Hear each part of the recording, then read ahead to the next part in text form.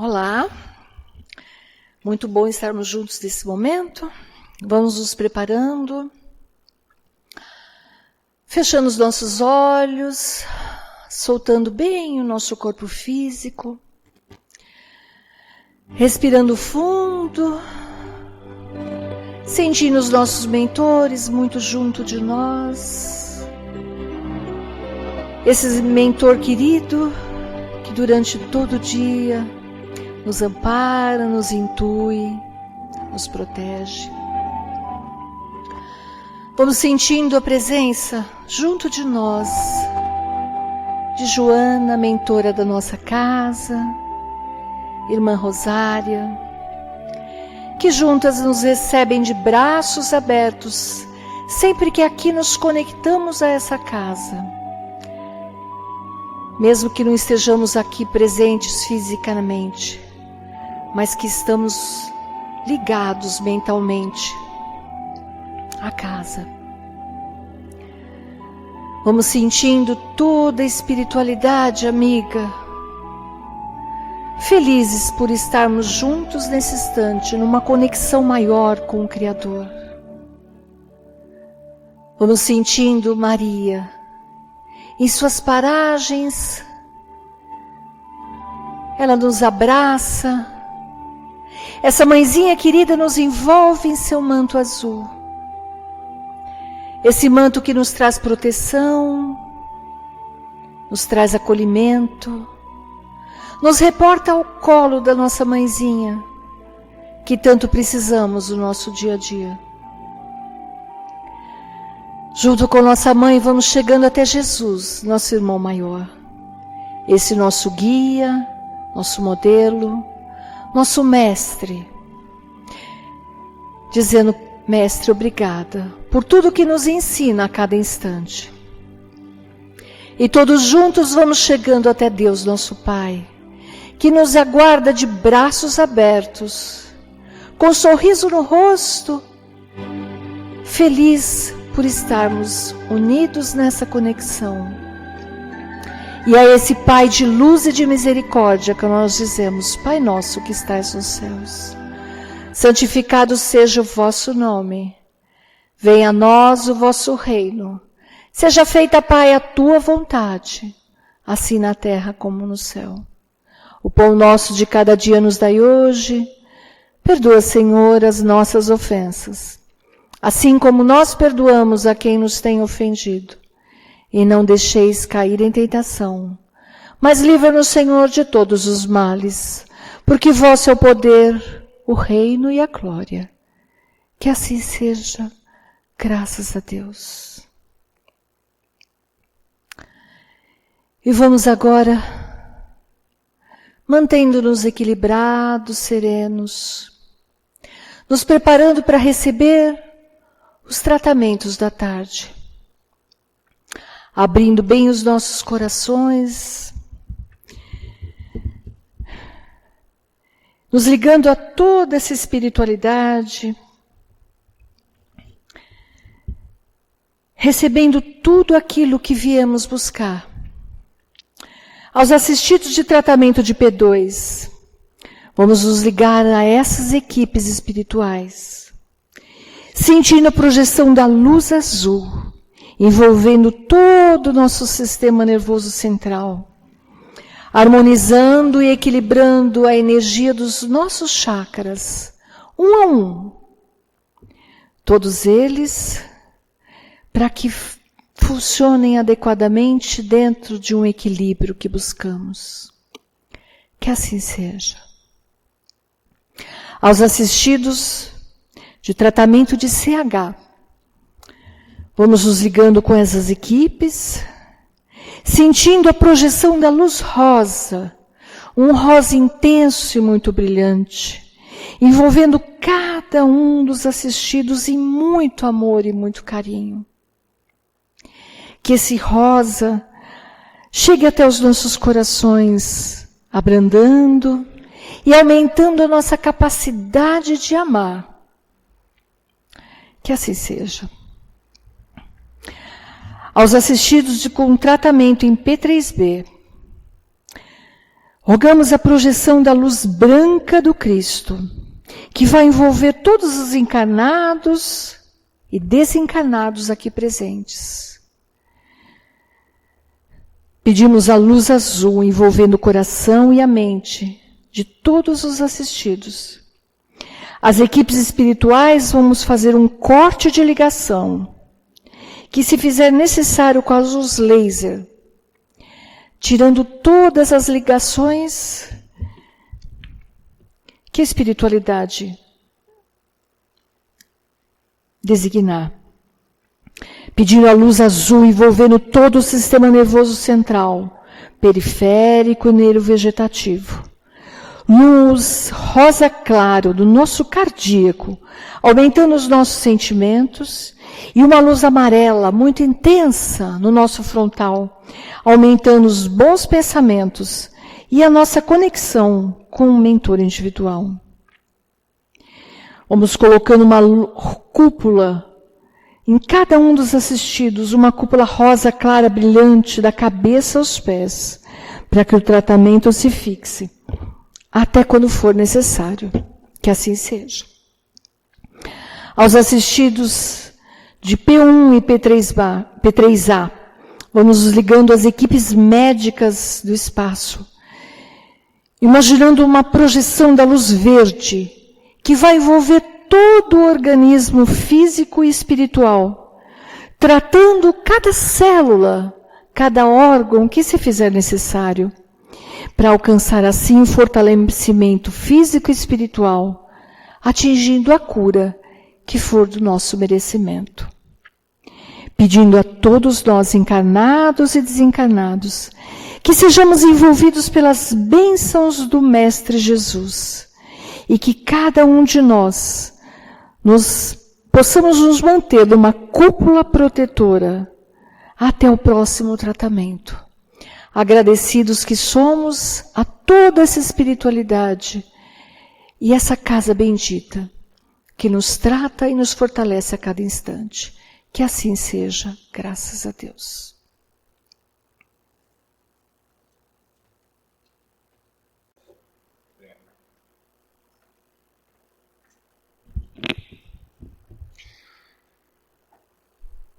Olá, irmãos.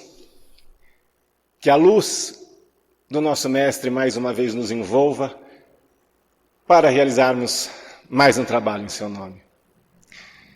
Esse tem sido um ano de grandes surpresas, de inúmeros desafios, de constantes superações, de valorosos aprendizados, se nos permitirmos adquiri-los.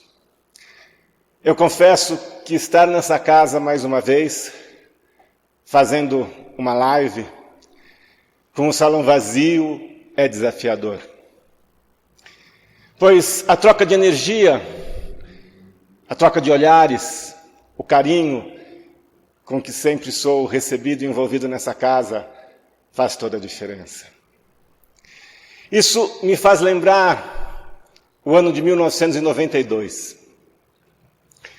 A nossa casa, nas palestras públicas de segunda e quinta-feira, estava sempre lotada com pessoas que ficavam para fora do salão.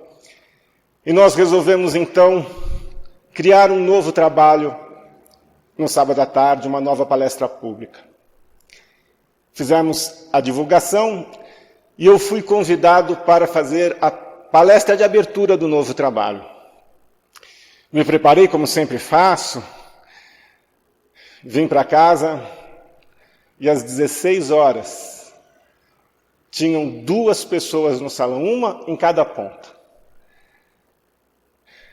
A Eulina, que foi fazer a prece de sustentação e de abertura do trabalho, disse para mim: Anderson, Luiz Sérgio entrou no salão com muitos jovens. O salão está repleto de jovens e de irmãos que os mentores trouxeram para ouvi-lo. E assim tem sido, porque a realidade do plano espiritual da nossa casa, como a nossa mentora nos diz, é 10 vezes maior do que a construção física. Mas o ano tem sido desafiador para todos nós em muitos aspectos da nossa vida, nos tirando da zona de conforto, mudando a nossa rotina, nos convidando a nos superarmos para realizarmos o compromisso que temos com o plano maior.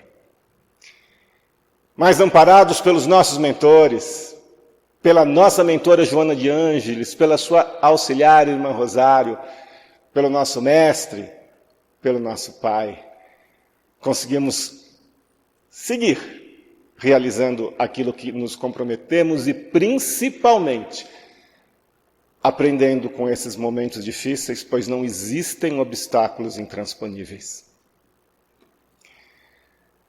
Hoje nós vamos falar sobre o Sermão da Montanha. Talvez o momento mais sublime na mensagem de Jesus aos homens. É claro que toda a vida de Jesus é um hino e uma canção de amor. Mas naquela tarde, às margens sudoeste da Lagoa de Genezaré, junto ao monte de Curum-Hatim, Jesus trouxe para toda a humanidade um código universal de amor. A nossa mentora, Joana de Ângeles, na sua jornada como Joana de Cusa, teve a oportunidade de estar naquele momento ali, ouvindo Jesus. Joana de Cusa era romana. E naquela época as mulheres eram preparadas para a vida familiar, para os trabalhos domésticos. E só recebiam educação nos seus lares, junto às famílias que assim desejavam. E Joana nasceu numa família romana muito nobre e recebeu toda a educação e era uma mulher muito culta, pois adorava estudar todo o aspecto mitológico da cultura romana. Mas Joana tinha no seu íntimo a crença de um único Deus, tão diferente do politeísmo romano. E quando casa-se com Cusa, e este, que era intendente do exército romano, é destacado para servir as tropas na Palestina, ela muda-se para a terra dos profetas e para a terra do Deus único. Mas à medida que ela ouvia falar num Deus que punia e castigava, ela começou a se desencantar daquele Deus, porque intimamente não era essa a visão que ela tinha de Deus. Joana tinha uma vida muito difícil com Cusa, porque ele era o oposto de Joana nos valores morais. Era um homem egoísta, um homem que buscava apenas o aspecto material da vida, e quando se ligou a Herodes, passou a estar cada vez mais ausente do seu lar. E Joana vivia muito sozinha com os 2 filhos. Ela tinha uma serva chamada Aida, que, percebendo o constante sofrimento de Joana, um dia a convida para ouvir um profeta nazareno. Pois Aida era muito amiga da família de Pedro. Com a curiosidade que Joana tinha dos profetas, ela aceita e se dirige junto com Aida para ouvir o profeta nazareno. Aquele foi o grande encontro da vida de Joana. Naquela tarde sublime, ela compreendeu a mensagem verdadeira do Pai e encontrou o Deus que tanto ansiava. Porque naquela tarde maravilhosa, Jesus disse a todos que foram ouvi-lo: bem-aventurados os pobres pelo Espírito, pois é deles o reino de Deus. Não haveria outra maneira de Jesus iniciar o Sermão da Montanha a não ser mostrando o caminho para o reino de Deus, dizendo que o reino de Deus é para aqueles que compreendem as suas limitações, portanto os humildes, que desejam adquirir um pouco mais de conhecimento do pensamento cósmico do Criador. Não existe outra maneira de seguirmos na direção da fonte da vida, que é o objetivo maior do espírito imortal, a não ser adquirindo maturidade. E não temos como adquirir essa maturidade divina sem conhecer o seu pensamento e sem querer colocar em prática os seus ensinamentos pautados nas leis universais. Então Jesus inicia o Sermão da Montanha convidando a todos a compreender as limitações, a buscar a verdade, a procurar diminuir a ignorância da compreensão do pensamento cósmico, pois somente assim estaremos agilizando o processo de retorno à fonte da vida. E Jesus continuou transbordando na sua sabedoria quando disse: bem-aventurados os que sofrem, pois serão consolados. Como compreender o sofrimento como uma bem-aventurança? Antes, se faz necessário compreender o que é o sofrimento. O sofrimento é a manifestação do erro na nossa caminhada. Todas as vezes que erramos diante da justiça divina e da lei de causa e efeito, se faz necessário a reparação do processo. E isso só se dá através de uma vivência desarmônica, que nós denominamos como sofrimento. Portanto, a melhor maneira de encarar a bem-aventurança do sofrimento é compreender que ele é o grande convite ao despertar de todos nós. À medida que paramos de errar, paramos de sofrer. Aliás, essa lógica põe a perder uma das mais enganosas orientações da nossa doutrina, que diz: nós evoluímos pelo amor ou pela dor. Ninguém evolui pela dor.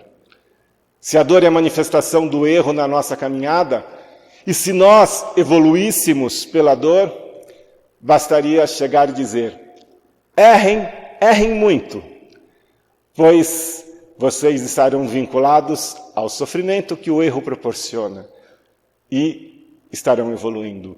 E o processo é justamente o inverso. Parem de errar, saiam da frequência desarmônica, cresçam na vivência do amor, pois somente assim estarão adquirindo a maturidade e a seriedade que nos desvincula desses processos desarmônicos. E naquela tarde maravilhosa, Jesus nos disse: bem-aventurados os mansos e pacíficos, pois herdarão a terra. Que terra é essa que os mansos e pacíficos herdarão? Essa terra, planeta de provas e expiações em que nos encontramos? Claro que não. Afinal, já estamos encarnados nela, já herdamos esta terra, planeta de provas e expiações.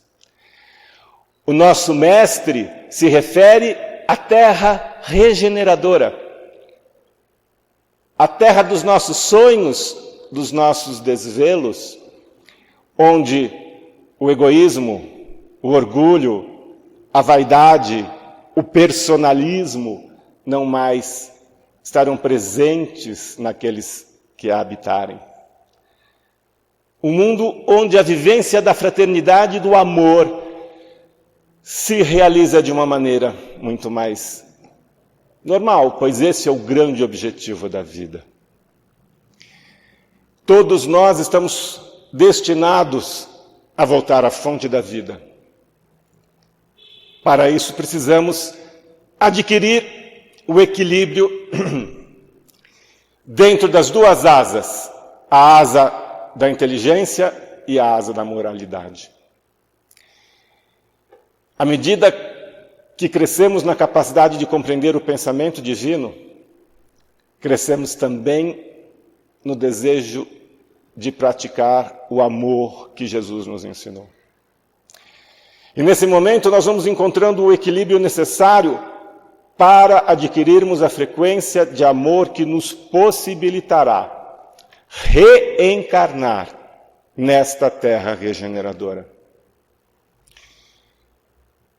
Chico, através de Emmanuel, em 1971, num livro chamado Plantão de Respostas, nos disse que a partir de 2057, a Terra iniciaria o seu processo como planeta regenerador.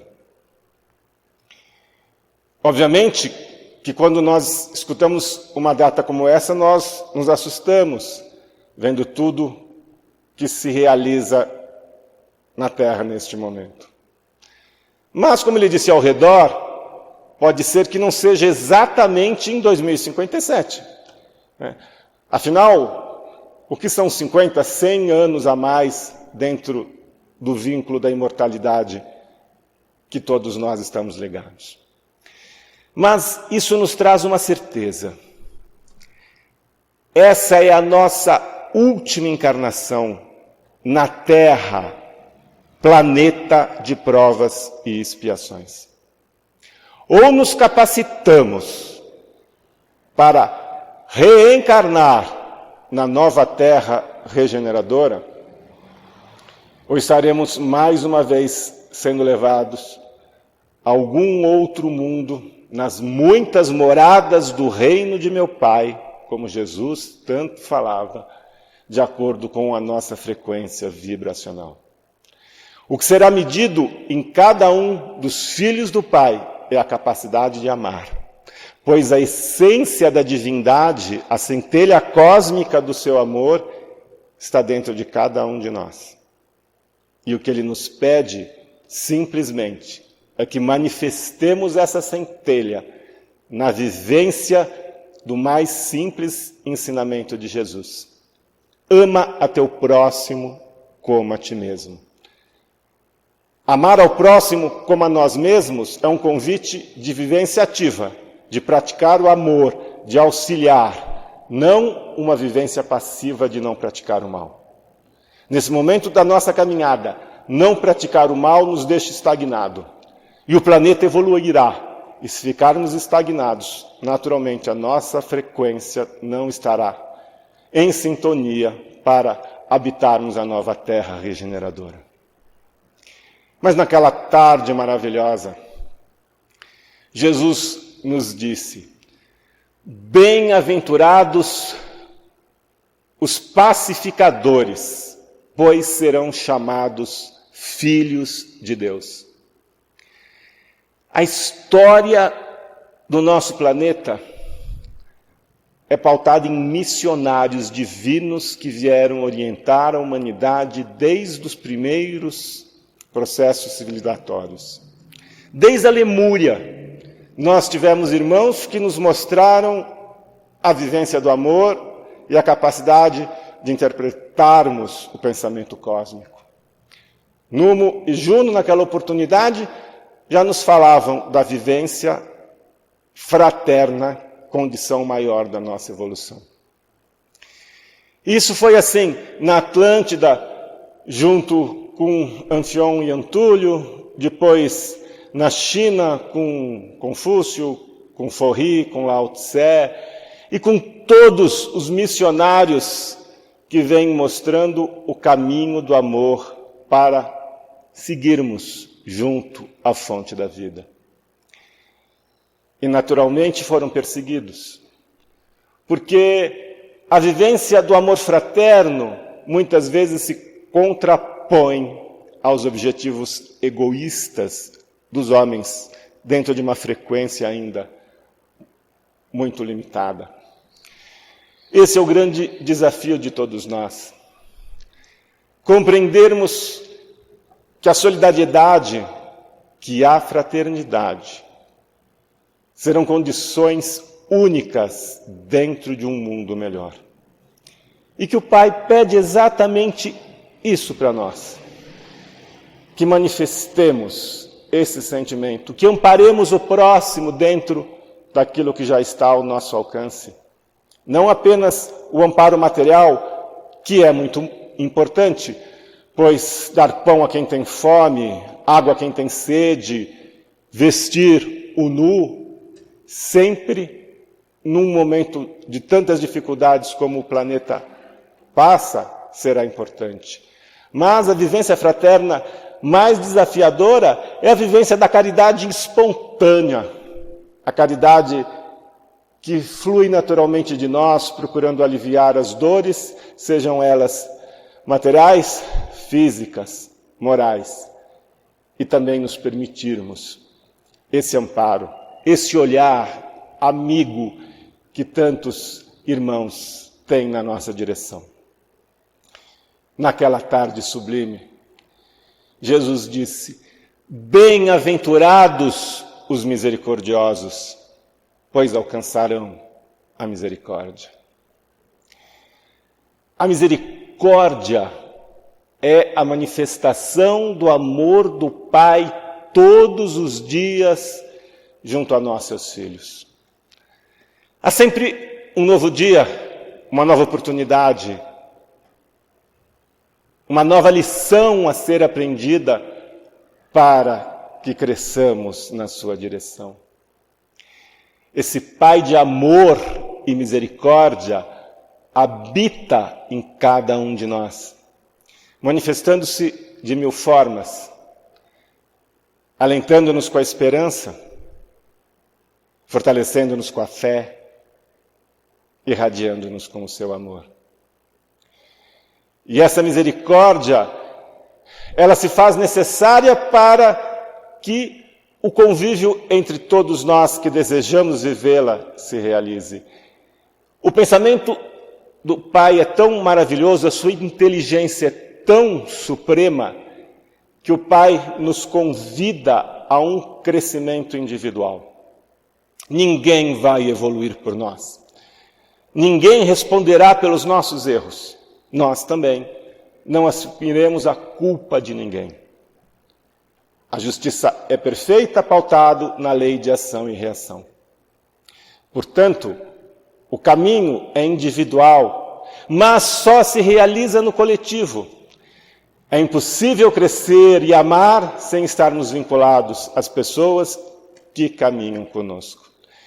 E à medida que compreendemos essa misericórdia e a manifestamos, nós naturalmente entramos no círculo virtuoso da nossa evolução, interagindo sempre com esse Pai, com o seu pensamento de amor.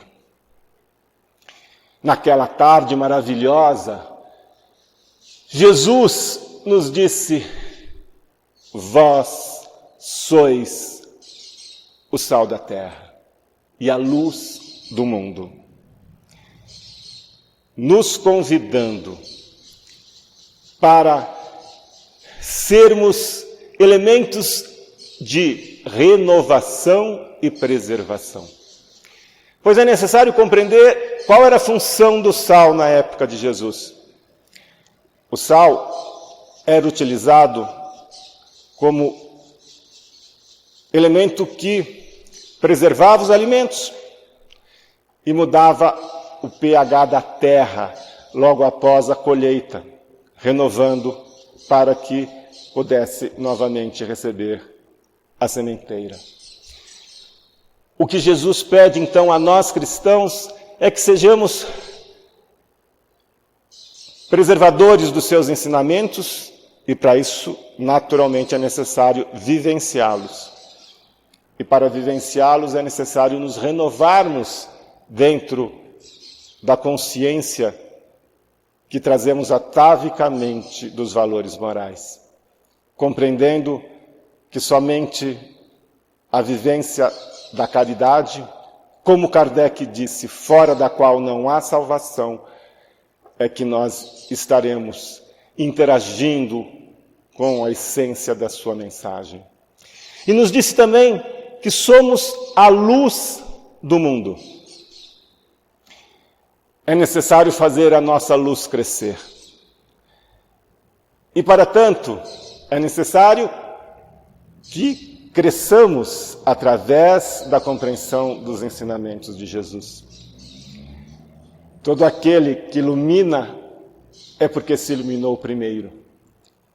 E quando nós buscamos esse conhecimento, nos renovamos nos conceitos dos valores verdadeiros da vida, naturalmente nós criamos a vivência do amor, potencializando essa essência divina que brilha cada vez mais à medida que exercemos em nós o dinamismo virtuoso da mensagem de Jesus. E quando nós crescemos e nos unimos aos mentores que nos amparam, essa luz se faz cada vez mais forte, cada vez mais cristalina. E quando nos unimos a muitos irmãos que comungam do nosso ideal, somos capazes então de deixar um rastro de luz a ser vivido, a ser seguido, a ser praticado por aqueles que caminham conosco.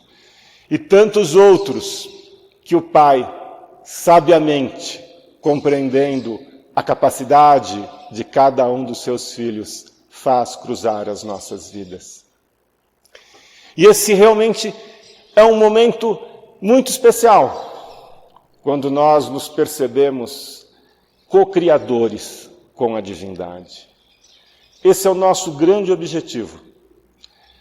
Quando Jesus disse, eu e o Pai somos um, ele estava dizendo na capacidade de vivenciar o amor na sua plenitude. Ele havia cumprido o seu caminho e adquirido toda a capacidade de estar em sintonia com Deus. Um dia nós chegaremos lá, como eu já falei, essa é a nossa destinação. Mas podemos ser, sim, co-criadores com o Pai aqui, aonde nos encontramos, junto a todos estes irmãos. Porque cada atitude de amor, cada momento em que estamos louvando com o Criador, e louvar com o Criador é manifestar o amor na direção daqueles que necessitam, nós estamos sendo, sim, co-criadores na fonte da vida, dentro dos nossos potenciais e talentos. E isso é absolutamente confortador para aquele que compreende o caminho a ser seguido.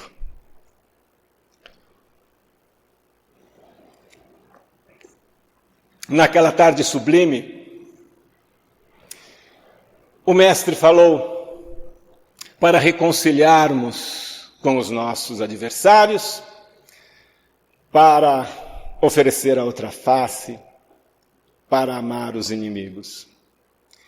Talvez seja esse ainda o conceito mais desafiador que Jesus nos trouxe naquela tarde. Amar os inimigos parece algo assim tão antagônico aos nossos sentimentos naturais. Na verdade, o Mestre não pede que manifestemos nada que seja antinatural. Para isso, nós precisamos compreender que a essência do amor do Pai habita-nos. E que a criação é um ato de amor. Portanto, o que é natural em nós é amarmos, é procurarmos amparar aqueles que estão conosco. Mas isso é algo desafiador dentro do contexto da nossa evolução. E existem irmãos com quem temos antagonismos. E esses antagonismos muitas vezes dificultam a nossa capacidade de colocar em prática o exercício natural da centelha do amor, que é a razão da vida. Conhecedor profundo de todos nós, o que Jesus nos pediu não foi para termos o mesmo sentimento em relação àqueles a quem amamos, junto àqueles a quem temos antagonismos, o que efetivamente ainda não somos capazes. Ele pede que nos desvinculemos dessa frequência negativa, nos desvincularmos no sentido que Jesus nos pede, é não desejarmos o mal para aqueles que procuram nos desarmonizar. É sair dessa frequência, é não potencializar as mágoas e os ressentimentos, é não vivenciar o sentimento negativo, né, que muitas vezes ainda sentimos, porque são sentimentos remanescentes de jornadas anteriores, do primitivismo que ainda trazemos. Isso será sempre desafiador, mas, por outro lado, também, à medida que compreendemos as leis das energias que nos envolvem, nós passamos a ter, na libertação dessas energias negativas, o grande processo de crescimento espiritual. Que nós possamos compreender o lado positivo desse despertar que Jesus nos pede em relação ao perdão. Porque existem 3 momentos na nossa caminhada. O pior dos mundos é quando nós pensamos no mal e o praticamos. O mundo intermediário é quando nós pensamos e sentimos o mal, mas a nossa consciência nos impede de realizá-lo. E o mundo em que nós buscamos é aquele quando nós não mais pensamos no mal, consequentemente, ele não mais existe em nós, porque nós não mais o sentimos. Nas salas de aula, muitas vezes eu pergunto para os alunos em que mundo nós nos encontramos. E eles respondem que é no primeiro, que é no segundo. Quase ninguém, às vezes, diz que são nos 3 mundos. Obviamente que ainda sentimos alguns sentimentos inferiores e os manifestamos. E eu não estou falando de grandes sentimentos limitantes que colocamos em prática, mas seja qual for o processo negativo que vivenciarmos, conscientemente, nós estamos agindo contra a naturalidade do amor. Grande parte de nós já consegue dominar as más tendências, e isso mostra como já estamos sendo donos do nosso querer e da compreensão que passamos a ter da verdade maior do Pai. Mas também temos muitas frequências que já eliminamos, que não mais sentimos, o que demonstra que já crescemos muito neste caminho. Afinal, somos espíritos milenares, crescendo na direção do Pai.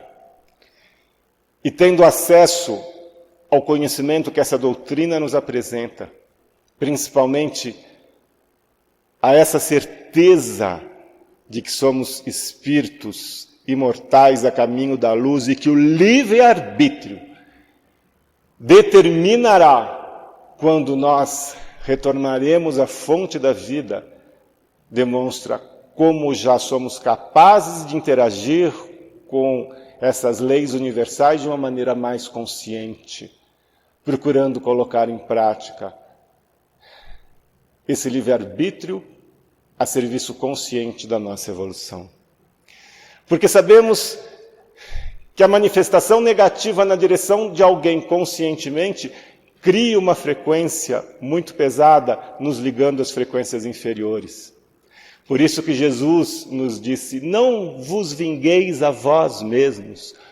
Ou seja, todas as vezes que o nosso descuido na vivência de um sentimento maligno na direção de alguém se manifestar, nós estaremos criando uma energia de retorno que vai dificultar o nosso processo de evolução.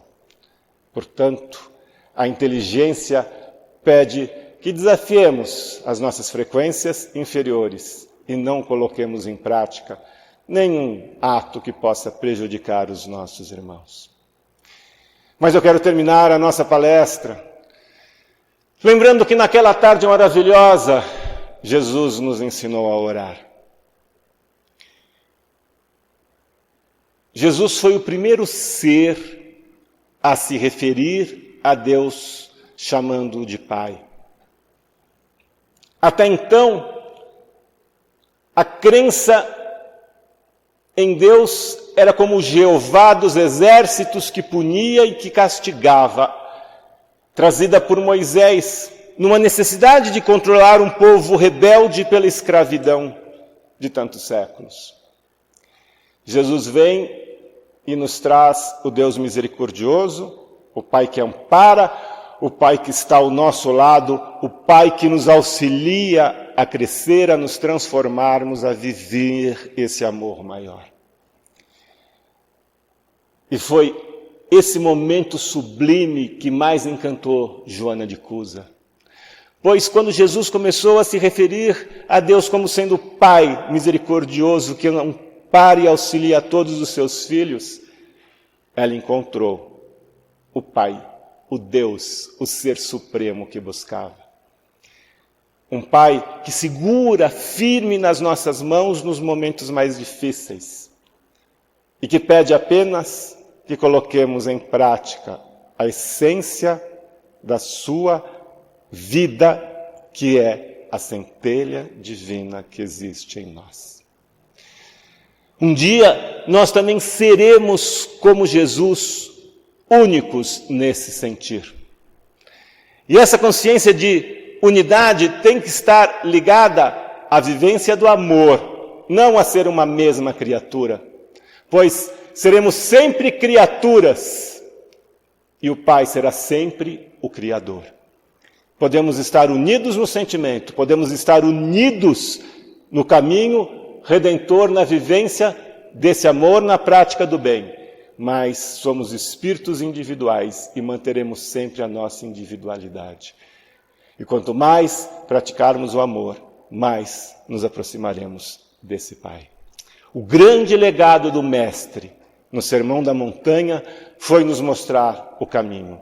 Caminho que ele vivenciou, caminho que ele praticou, caminho que a cada dia ele foi criando um rastro de luz para que possamos também segui-lo. E que nunca nos falte esse desejo. Um beijo imenso no coração de todos.